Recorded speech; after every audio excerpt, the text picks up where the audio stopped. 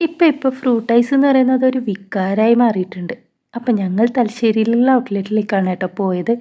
ഒരു ബാറ്റ്മാൻ എന്ന പോലെയായിരുന്നു എൻ്റെ പോക്ക്. വെറൈറ്റീസ് ട്രൈ ചെയ്യണമെന്ന് പറഞ്ഞിട്ടാണ് പോകുന്നതെങ്കിലും ആദ്യം ഞാൻ ഓർഡർ ചെയ്യുന്നത് ഏട്ടാ ഒരു ഫിഗ്. അങ്ങനെയാണ് കേട്ടോ.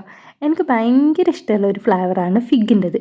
ഇന്നത്തെ പോലെ ഇന്നും ഞാൻ ഫിഗ് തന്നെ ഓർഡർ ചെയ്തു. എൻ്റെ കൂടെ വന്നാൾ വെറൈറ്റി എന്നും പറഞ്ഞ് ചക്ക വാങ്ങിച്ചു.